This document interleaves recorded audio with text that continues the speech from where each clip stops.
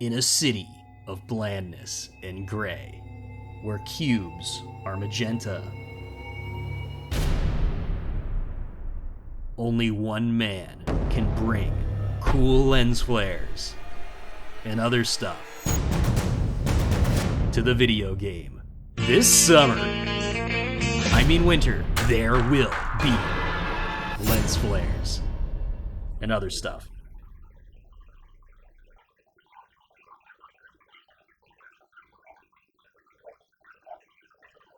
So this is my cinematic camera shader library for S&Box, and this adds a whole bunch of cool effects, like these sick lens flares.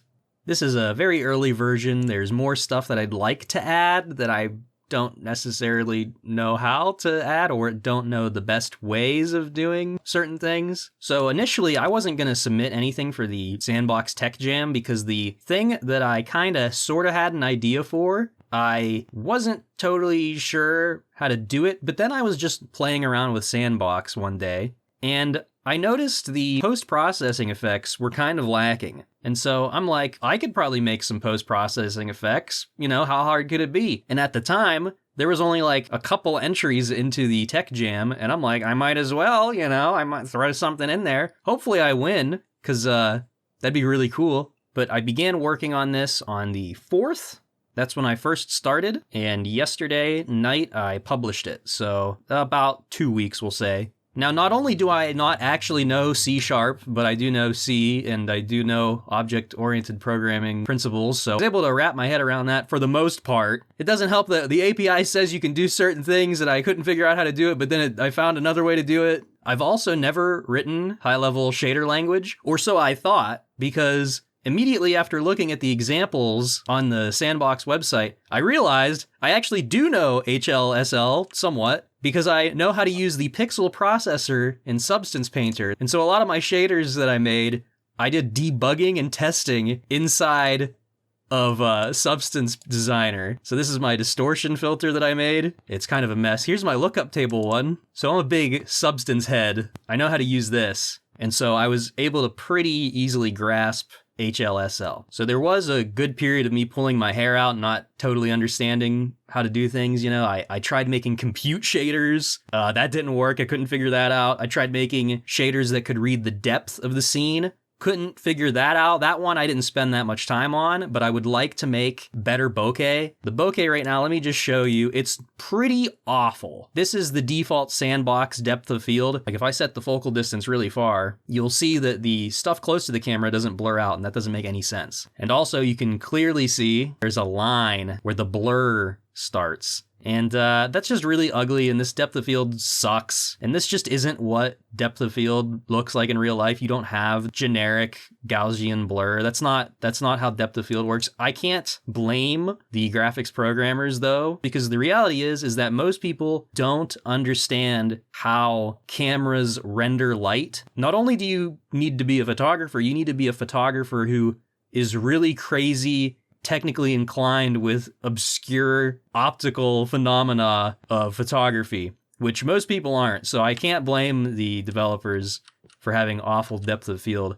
I can only blame myself for not knowing how to access the depth buffer correctly from within a shader. I also tried to generate textures using a shader, and that didn't work. I'm going to open source the library, so that way much more competent graphics programmers can contribute to it, and this will just be like the definitive, good-looking camera shader plugin for the game. So let me just start at the top here. Letterboxing. What the heck is letterboxing, you might wonder? Well, it's this. It's black bars on the screen, but they don't have to be black, okay? Let's say instead of black, you're watching a photo vlog on YouTube and you put a little shutter sound every time you change the picture. White background. There's also manual settings, and you can drive these to do anything you want. So it's not only letterboxing, you could use this for image transitions. Like let's say you're at the end of your video game level and you just have a little boop. Like instead of a fade to black, it's just whoop. And the whole idea with S&Box is that all these different components can be modified by other components dynamically. Or say you're in a cutscene and you want to force the screen to scope. This is like the cinematic, what most movies are shot in, that you go to the movie theater. Most of them are in this aspect ratio. The cool thing with this preset system I have is that no matter what your screen resolution is, it will always force it to be the specified aspect ratio. So let me demonstrate that. So now I'm like natively in scope, and if I make it smaller, instead of bars coming in on the bottom, they come in on the sides. So like you can get TV, 4:3, film photo, perfect square, a vertical iPhone video, 16:9. What's up, guys? Today on my YouTube TikTok short, we're going to be jumping on this cool garbage can. Whoa, that's crazy. There's also the slightly less ugly Instagram vertical, Ultra Panavision 70. This is like probably the best looking one. And then we have 4:1, the widest. So that's letterboxing. Now lens distortion. This one is probably the most important when it comes to realism and simulating real life lenses would look like. And that's also why I have these grids here. You turn off smooth so you can see the area that is out of bounds. So you got barrel distortion, you got pin cushion distortion, and yes, if you combine the two, in certain ways you do get a mustache, as it's called in the business, in the photography business. I also have this crop slider, which just crops in the image, so that way you can get rid of the out of bounds areas. The thing is, you could probably use a vignette as well, and then just use the smooth feature, which stretches out the edges, and you could probably get away with a little bit less crop than what you really truly need, because ideally you want to use this sparingly. The more you zoom in, you're literally zooming in on the image. You're not rendering it any higher quality. You're just zooming in. So everything's going to be very pixelated, not cool. And you're probably only going to want like, this much is already too much when it comes to like realism, but it adds this subtle curving of the lines and it looks really good. You can also hit circularize, which kind of increases the effect and demonstrate the difference. Here you can see the mustache effect. There's also panini projection. This one I didn't write. I just found the function in the common functions in S&Box and I implemented it into the lens distortion shader. So this is a special projection mode which keeps the vertical lines vertical pretty much sort of no matter what. Of course, it isn't perfect, but if you're looking just like mostly straight, the lines are going to be mostly straight. It's a kind of a panoramic rendering mode. One thing to consider with all of these is that to make it look really correct and really cinematic, you do got to modify the field of view of your camera, which because of my stupid player controller, it doesn't let me do that. Just remember, your field of view is very important. The wider your field of view is, more than likely, you're going to want more pin cushion distortion. Whereas lower field of view, you're probably going to want a little bit of barrel distortion. But really, it's down to whatever looks right and what kind of look you're going for. I actually think barrel distortion is kind of a more cinematic look because it's closer to what most anamorphic lenses are going to look like. The distortion amount on a lens, even on a lens that has really bad distortion, it's going to be barely like 0.01 barrel distortion. That's like the most distorted lens in existence, probably. That's maybe not totally true. Like, okay, here is a old photo from probably like 2002 of me at my old house. This was probably shot on a disposable camera, and you can see the outward bending curve on this door on the side here. So that's actually pin cushion distortion, and that's like pretty comparable to this amount of distortion in game. So that's like 0.025-ish. And you got to think, that's a single lens plastic disposable camera photo. That's going to have like the most lens distortion of any lens. That tiny amount there is all you need to get just that little bit of extra realism. So yeah, lens distortion, that's the most important one that I've made, I think, personally. The next most important one, color correction lookup table. You may be thinking, hey, wait a minute. If I go to add component, post-processing, there's a thing called color grading, and this is built into S&Box, and it says grading method. There's temperature control, which lets you change the temperature, and then there's LUT, which allows you to load a texture. Well, guess what? The LUT format that S&Box uses is a mystery. I can't for the life of me figure out what format of LUT that it wants. It wants a texture, so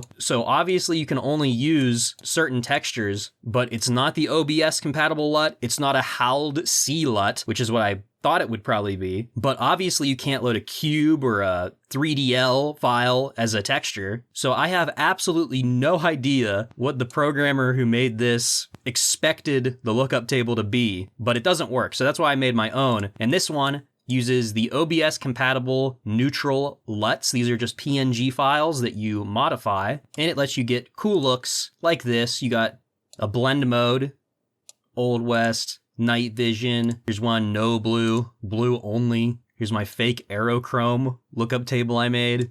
Mr. Anderson. We got Perry Hotter. We got Road Fury. And this one that I made cinematic-ish, 56K. This one is what I use mostly, and I think it looks pretty good if you tone it down just a tiny bit. This is the default, and this is with just a little bit of that little cinematic color correction going on. So all those LUTs are included with the library, and like I said, it's very easy to modify. So I'll show you right now how to make your own lookup tables. Now I've noticed that the conversion into S&Box isn't perfect. It's pretty good, but it's not perfect. So sometimes you got to do a little experimentation, which is fine because it's pretty easy to experiment using this method. So just to make things a little bit simpler, I'm just going to drag this photo in here. Just a normal photo on top of the lookup table, just so I have a real life reference to look at. And also I'll throw in a screenshot of S&Box itself. I've turned off all of my tone mapping and tone curves and color correction to take that screenshot, just so that isn't part of the image here, just so I have some kind of reference to look at. And now I'm just gonna start adding in adjustment layers. So like hue saturation, let's say I want this to be kind of like we'll go goofy with this one. We'll go crazy goofy with this. And obviously, by the way, if you just wanted to implement any other lookup table, like from a cube file or a 3DL, you can just add a color lookup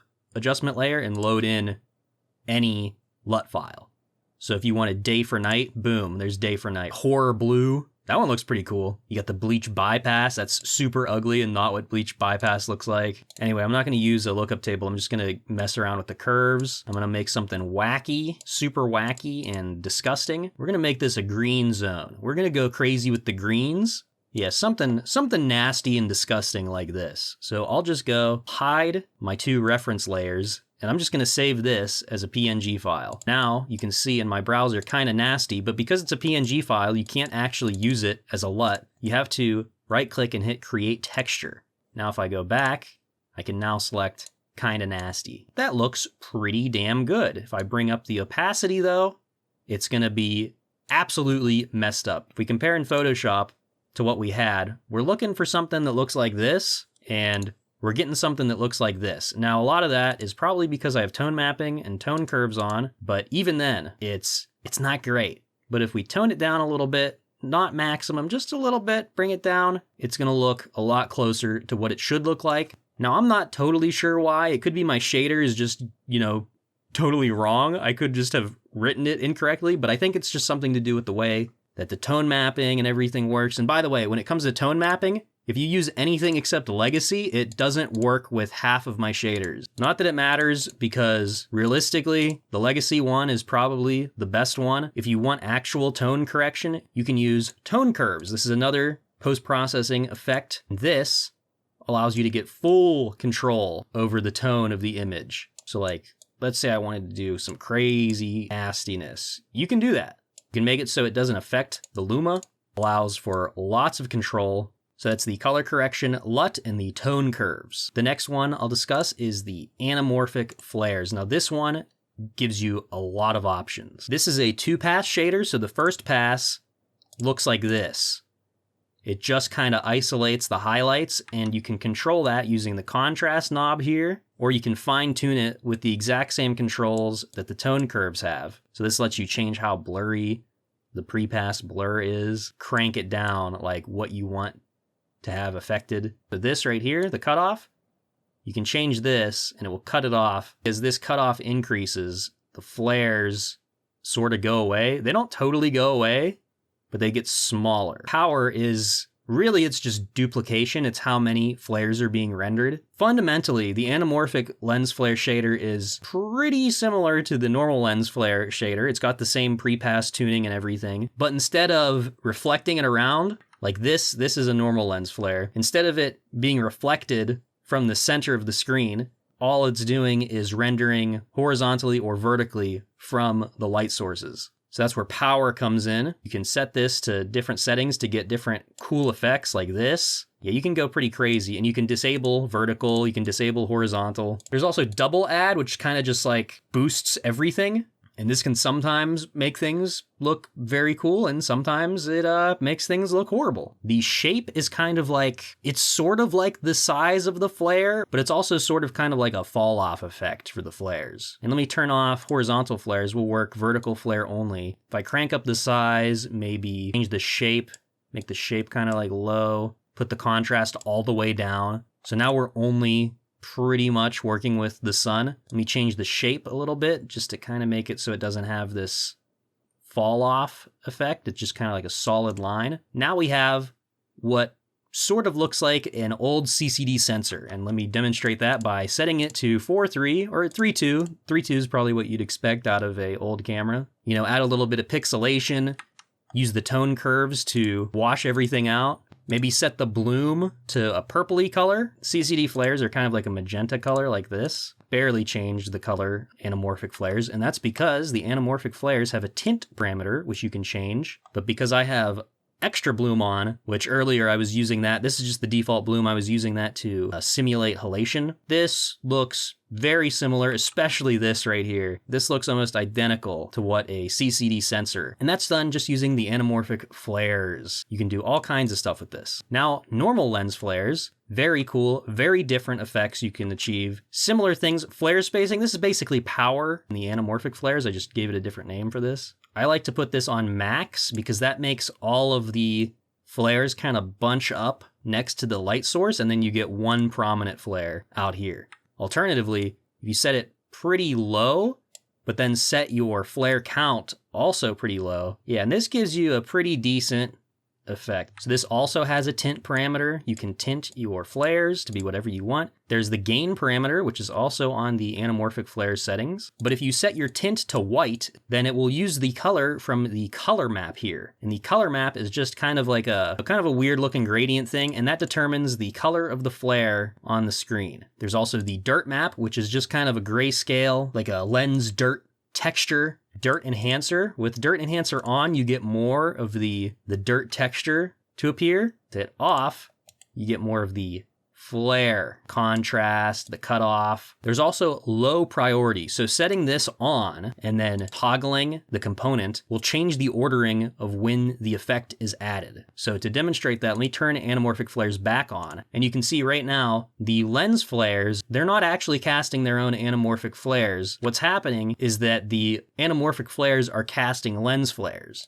But if I go and turn off low priority, toggle this, now you can see, instead, the lens flares are no longer casting from this flare, but the anamorphic flares are casting from those flares, which is probably what you want, but I think this is a really super cool effect. Oh yeah, and when you look at the sun, you eventually get a full whiteout, but you see a lot of the dirt texture. Down here you can see dirt texture looks a little strange. Well, that's because of the next effect, the color keyer.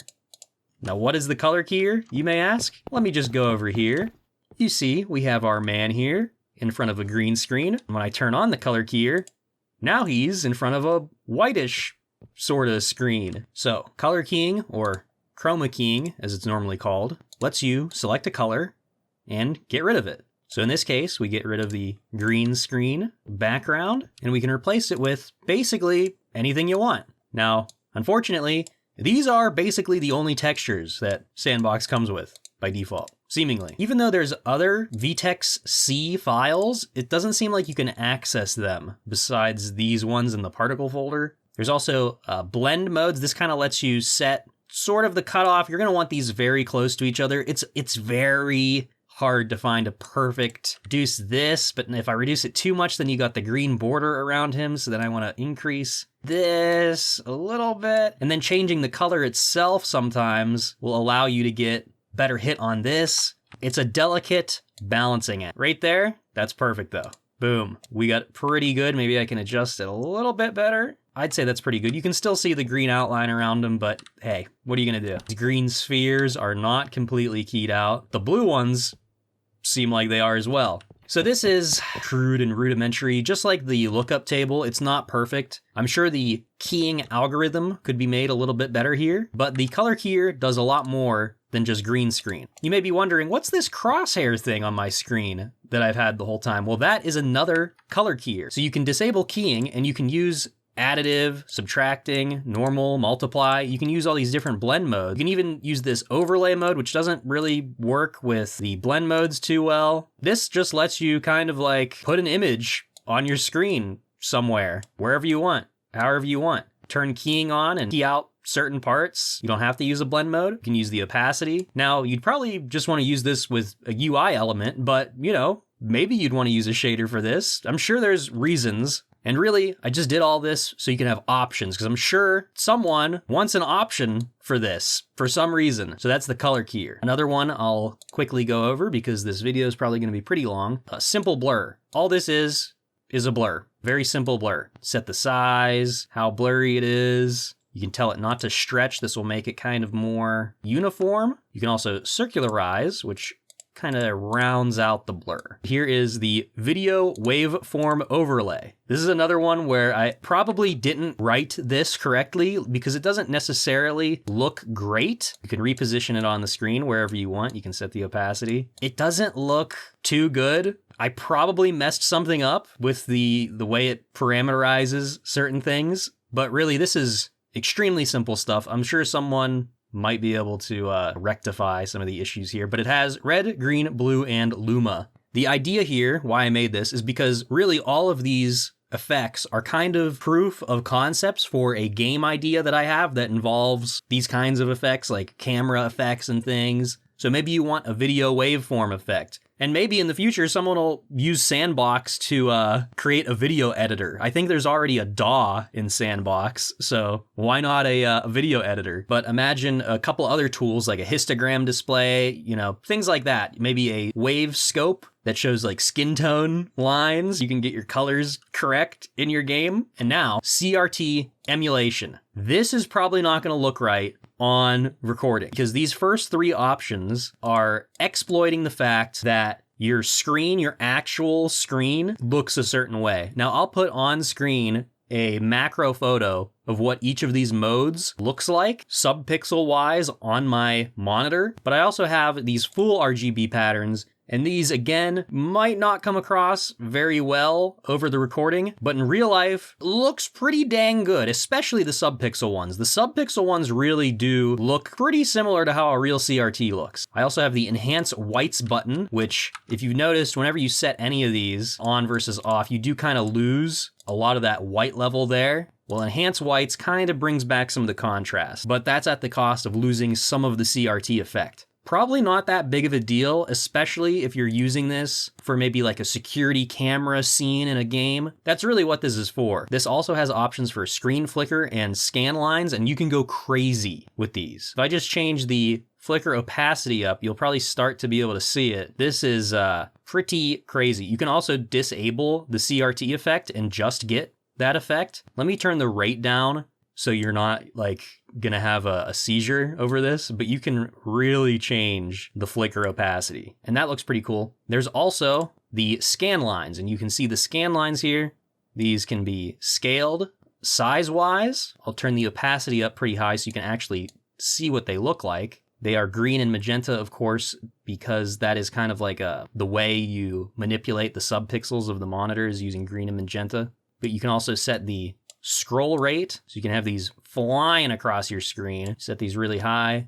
Now you get kind of an interesting CRT looking effect. You combine this with the full pixel grill RGB mask, maybe enhance your whites a little bit, turn the flicker on. Yeah, this is looking like an old TV. Probably isn't going to come across on the YouTube video very well, but in reality, it looks very good. There's also TV static. Now this one is pretty interesting. The fine tune here, unfortunately, changes the entire image, not just the static effect. So this is basically just another tone curve. But the idea for this is that whenever your static is up here, maybe you want to have like the image a lot darker like this. And that just looks really good. That looks a lot more organic. You can also make the static a little bit more round. I kind of like it not round, but it's, you know, it's an option there if you want it. So here's the default settings. You know, basically no difference. You crank this up. The static, I'm not totally satisfied with the static algorithm. It looks okay, but it's a mess. Do not look at the shader file for this one. But it looks pretty good, and it doesn't seem to break down over time. However, the next shader I'm going to show you, VHS distortion. This one does have a value, this deinterlace skew value here. After a really long time, it does seem to break down, like the random number generation. It won't have this high frequency randomness anymore. It'll be like low frequency randomness. But more than likely, this will just be an effect in a game that only lasts a few seconds, you know, like a security camera or cutscene or something like that. But the VHS distortion thing is best combined with the CRT filter, and you can change all kinds of stuff here. You've got the warp size, which is just kind of like how many of these scrolling things there are. The distortion multiplier, let me make this kind of big so you can see. You get rid of the static. The warp distortion multiplier should be skewing the image, but it isn't for some reason. I may have broken the shader, because I was messing with this. But this is just kind of like, you know, it emulates sort of like that weird VHS tracking effect. You know, just something you can play around with. Very simple, very basic. I also have perspective shift. Now this one, I really don't think you're gonna ever need this, but you might for something. So what does this do? All this does is it lets you scale the top of the screen out or the bottom of the screen out.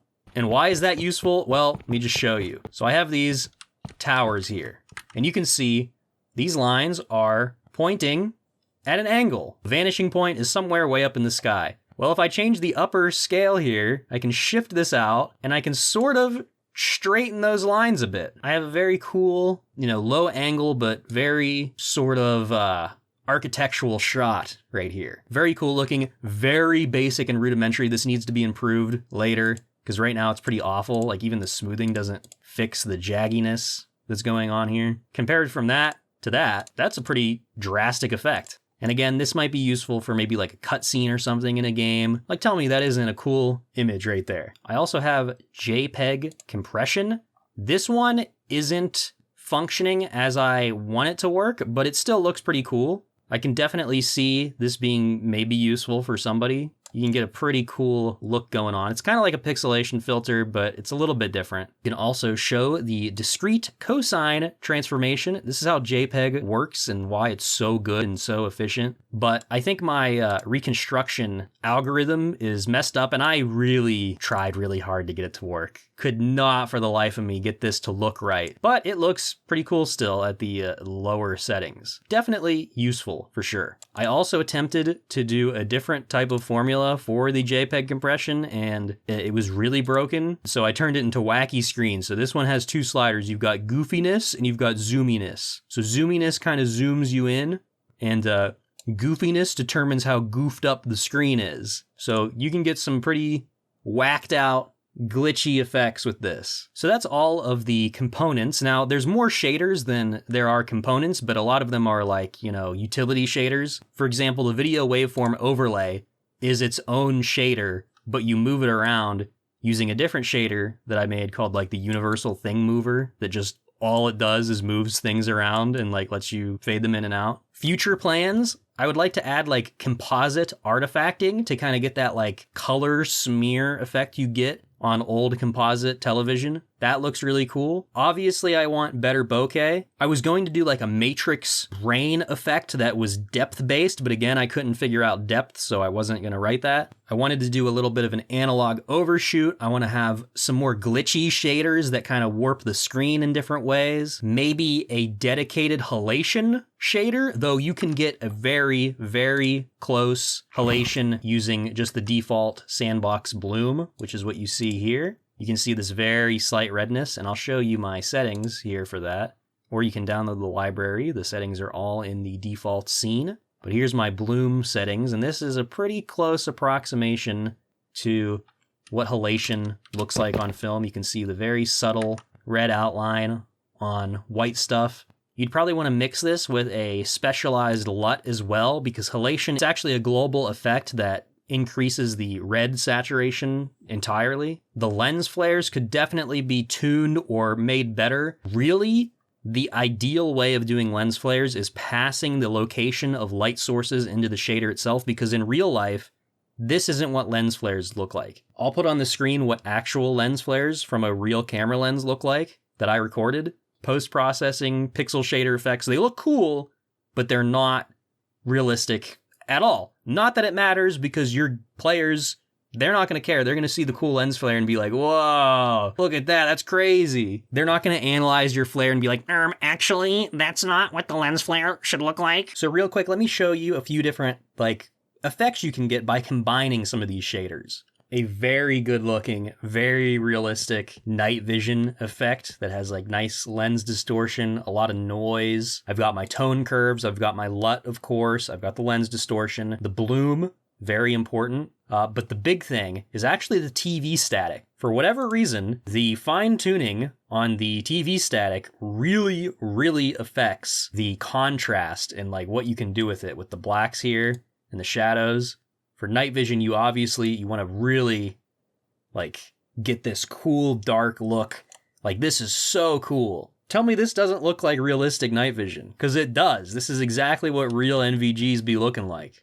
I'm also using the built-in film grain, which also helps a lot. Let me just show you without the TV static. So these little salt and pepper things, this is the film grain, the S&Box film grain. The thing with that, though, is that the S&Box film grain is actually meant to look like film grain. It's not meant to look like noise. So that means that you're going to get more grain in shadow areas than you will in highlight areas. So now you have old camera effect. You have the vertical CCD. You have a lot of color, weirdness going on. You got a lot of noise. It's 4:3, of course. Lens distortion. So all this is done using the anamorphic flares, obviously, the normal lens flares, to get this little nice, just single extra flare, which is pretty much all you really need. Got my tone curves. The TV static really helps add the grain, and it kind of blurs the image a little bit. Vignette, that kind of brings in the sides just a tiny bit darker. Then some pixelate and color adjustments. These are all S&Box default. And you get a very cool, very sort of old camera look. Now this is obviously way exaggerated. This is not what old cameras look like. But you can see, just for stylistic purposes, you can get a look that's kind of like this. And of course the default look I have is just meant to look like basically film, kind of a movie. I have the settings all kind of sort of tuned to be pretty damn good. Got some decent flares, decent tone curves. Everything looks pretty good. The blacks are a little crushed, I will definitely say that, but I'm sure you're used to that with modern streaming services. That's probably what movies look like to you anyway. But yeah, this looks like a movie. It looks like I'm playing a movie, But that's it for now. Hopefully you enjoyed this quasi-tutorial on how to use the library, and I'll be back next week with a brand new video. And also, make sure you join YouTube memberships, or Subscribestar, or Patreon, or send me money on Ko-Fi, and hopefully, I will win the Tech Jam. We'll see. In a world where the city is bleak, only one man can save the day this summer.